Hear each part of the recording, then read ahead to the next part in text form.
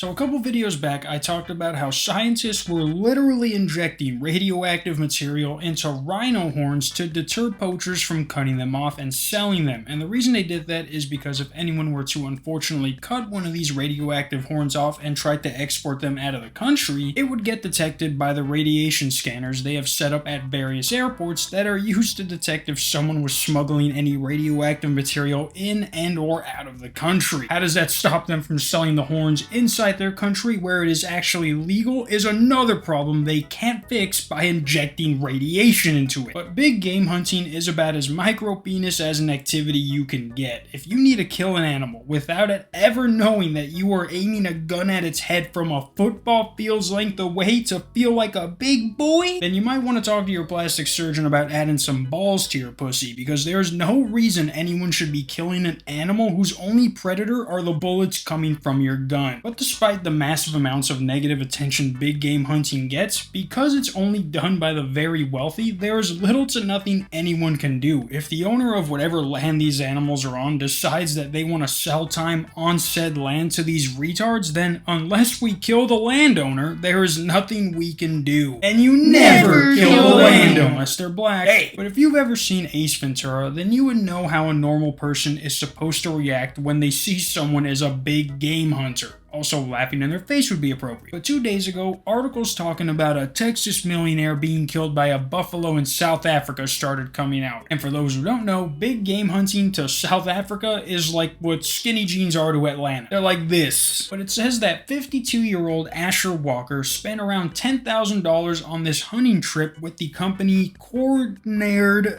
Vermac Safaris, which is a company that has been around for 55 years that gives you that real hunting, true to the bush feeling, meaning that two African guys do everything for you the entire time except pull the trigger for you. But Asher was like, I'm done killing ducks and mountain lions, I want to kill some real killers. And so this little boy from Texas traveled to South Africa in search of his next kill. Only it was the other way around. On Sunday, August 3rd, Watkins set out to hunt this 1.3-ton animal alongside a professional hunter and pro tracker from CVS, not the pharmacy, although they might as well have been with how this hunt went. According to statements from the company, the buffalo suddenly charged at him, fatally striking the American rancher at a pace of 35 miles per hour. So he was basically hit by a smart car with horns going 35 miles per hour. And trust me, even though they look small, being hit by a car does not feel good. And yes, in 8th grade, I was hit by a car when I was crossing the street riding my bike. Walked away without any serious injury, but a car is a fucking car. Just like a 1,200-pound buffalo is a 1,200-pound buffalo. But I like to imagine that he got hit like Johnny Knoxville did in Jackass 2, only he wasn't able to get up and walk away after. But like, think about it. How the fuck does this even happen? How are they able to get this close to this thing and you don't kill it? Like, I've never been hunting, but I'm pretty sure that if you are in within charging distance of this literal beast, I wouldn't have had any bullets left in my gun. The carcass would be so unusable because of how many times I would have shot it. They're like, congrats on your kill, on your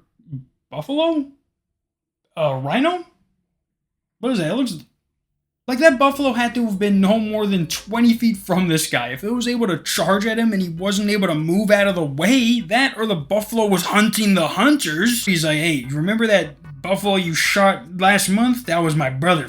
Now you're gonna die. Now, they did delete his Facebook page after a bunch of people were like, karma's a bitch. And I actually didn't think they were going to delete it that fast. I mean, other than being a piece of shit big game hunter, he was hunting ducks and deer and stuff. But you can Google Asher Walker Outdoors and the Facebook link is still up, but when you click on it, it says the page isn't there anymore. You can also go to the images and they won't load in full quality, but you can see that this guy was posting pictures of him hunting all the time. Now, what's actually hilarious, other than karma hitting this guy with a literal buffalo, is that we all know why he was there. He was there to kill the buffalo. It literally says that he was tracking this buffalo in order to put a bullet through its skull. Well, if you go to that website I showed you earlier, they say in a statement about this guy's death, Asher was fatally injured in a sudden and unprovoked attack by an unwounded buffalo he was tracking. I like how they had unprovoked, like he wasn't trying to kill the fucking thing. It doesn't even matter if this guy didn't even fire a shot at it. You were close enough to this wild animal that it felt threatened and said, holy fuck, what is this two-legged creature coming at me? I need to kill it. And what makes this even worse is that this is the dork that let him die. And yes, he did let him die. If this guy was an actual hunter and not some South African douchebag with a lot of money, this death would have not happened. But I found a video of this guy explaining the quote-unquote benefits of big game hunting, and it literally makes no sense at all. A huge portion of the population does not understand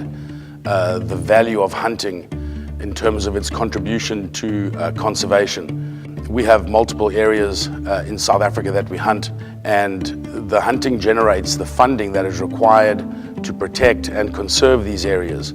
A classic example is that in 2019 we're going to be hunting a white rhino. The funding derived from this rhino hunt, the vast majority of which goes straight back into this game reserve, is the sole provider of the funding required to keep our anti-poaching unit operational. Our anti-poaching unit operates 365 days of the year, 24 hours a day, to prevent rhino poachers from coming in and exploiting the rhino population in this reserve. So basically the money he's getting from hunting the animals they want gets put back into making sure other people don't hunt the animals they don't want. And he even says that a neighboring area has lost 14 rhinos and they've lost none. And it's like, that's probably because you're hunting their rhinos, you idiot. They're like, for some reason our rhinos aren't dying, but them over there, they lost at least 14 rhinos. And they're like, well, how many rhinos did you kill last year? About 14. No correlation. Like, if you have this land with all these rhinos and other animals, there are people who would pay to see these animals up close in the wild. Don't give me this bullshit to where you need to have poaching to save these animals. Guys, we need to make crack legal so crack smokers stop popping up everywhere. He knows what's up. Let's get this guy on the board of presidents. Let's get him on the president's board. Like, the San Diego Zoo built a separate park specifically for safari animals because of how many people would pay to see them. And I've been there and it's fucking awesome. And there wasn't a gun in sight. But don't give me this bullshit about we need to hunt these animals in order to protect these animals. That's not how it works. Neither of them have to die and you can still make money from it. Like I said, San Diego Safari Park. They are actually in this part without even having to be in San Diego or even being a zoo. You're literally halfway there without even needing the other half. Yeah, guys, if you don't want to get killed by a water buffalo, don't try and kill a water buffalo. Simple as that. Until tomorrow. Peace.